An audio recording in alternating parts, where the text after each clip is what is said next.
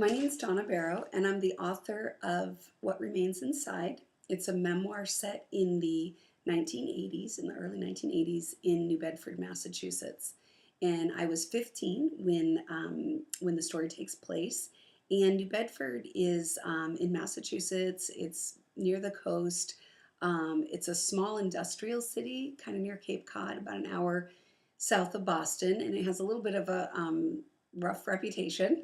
And so that's where the story is happening. And where I'm at in my life during the story is I'm 15 and I'm living with my mom who struggled with severe mental illness. And she was having periods of psychosis during this time. And so there were a lot of family problems going on.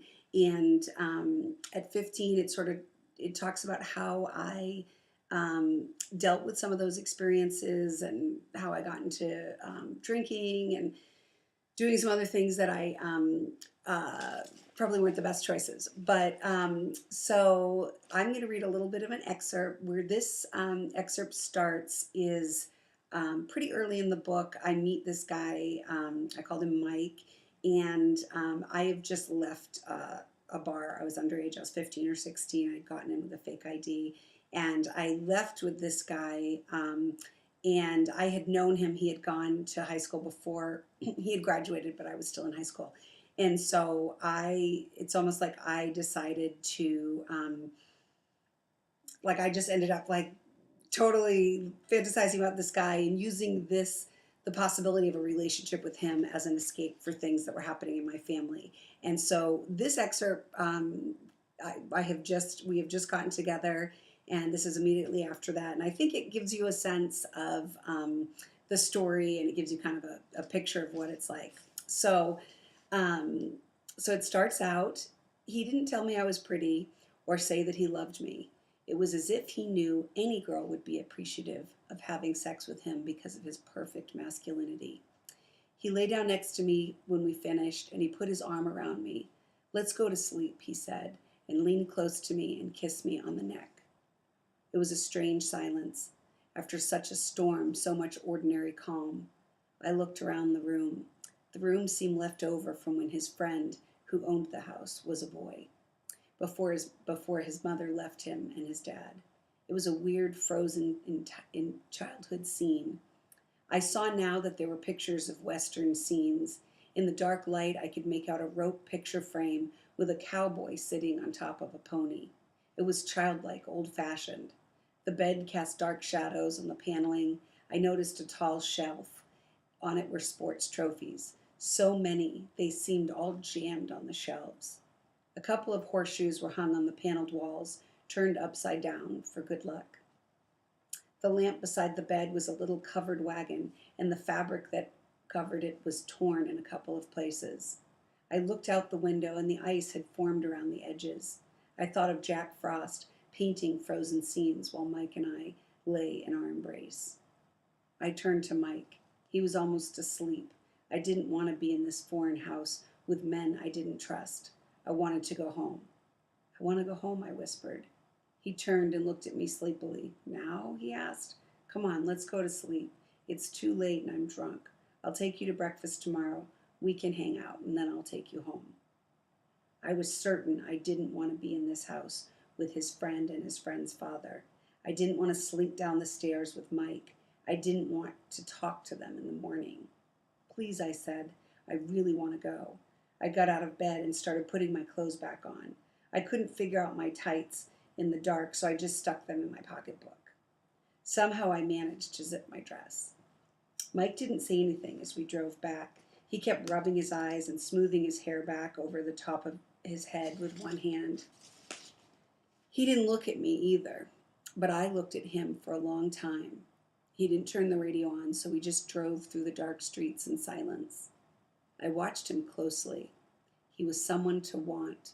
He had a perfectly muscular body. His face was gorgeous, and I had touched him. I had touched his skin, and he had been with me. I stared at him as he drove. I could see his jaw clench as he turned a corner. I saw his muscle and his forearm flex as he shifted. He was completely handsome. I turned sideways in my seat and watched him as he drove. I could still feel us making love together. If I closed my eyes, I could feel his cool hand on my back. I could picture his face when we had sex and his desperate kiss, his eyes asking me for something.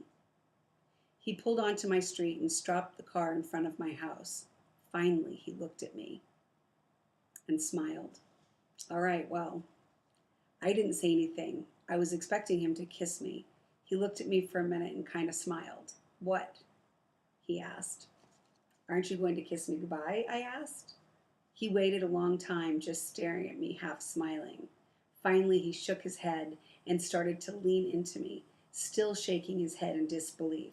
Isn't it enough that I saved you from Eddie Hayes? He whispered. Now you want me to kiss you goodbye? He kept his lips inches from mine and waited. I felt a rush of desire pour through me. I gave into it and brought my lips closer to his. Suddenly, I heard something banging on the car window. Rap, tap, rap.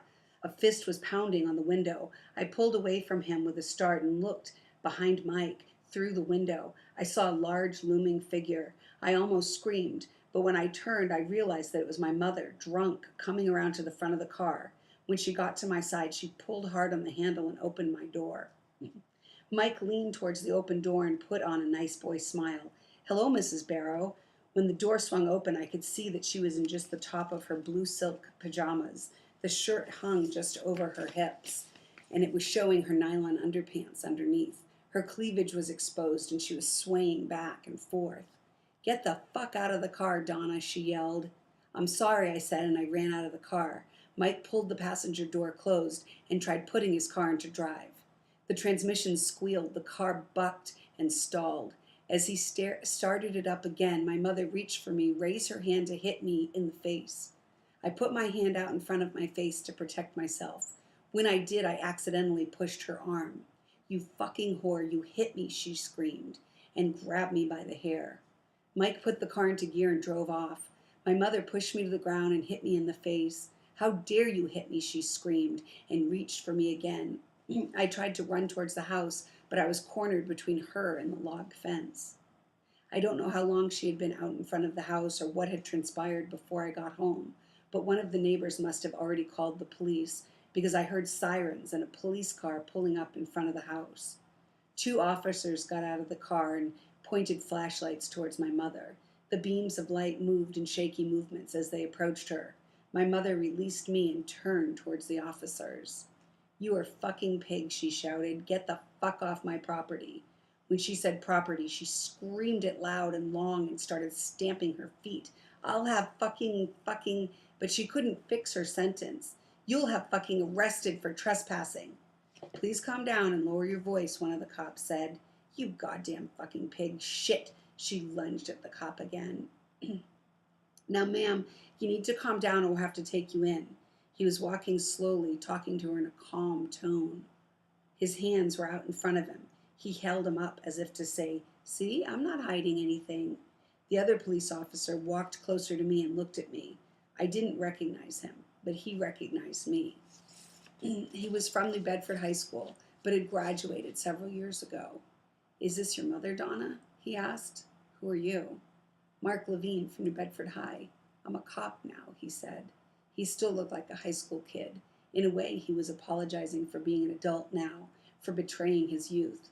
He was explaining to me that he was in between, trying to become who he appeared to be. He didn't want me to hold it against him. When I looked up at him again, his uniform seemed a little big for him. His police hat looked awkward. Oh, I said. Yeah, she's my mother. My mother lunged for the cop and grabbed his sleeve. Finally, he grabbed her and put her arm behind her back. He pushed her towards the car and put handcuffs on her. My fucking hands, she yelled. Donna, they're beating the shit out of me. Mark looked at me again. I'm sorry we have to take your mother in. It's okay, I said, because I didn't know what else to say. They pushed my mother into the back seat.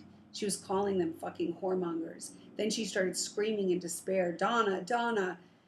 They closed the door and her voice was suddenly almost inaudible. I could see her face in the glass, pained, screaming. I could make out the words, Donna, Donna, as she mouthed them at me through the window. The car pulled away from the curb, and for a moment I stood in the pulsating blue and white police lights that grew dimmer as the car drove down Holly Tree Lane.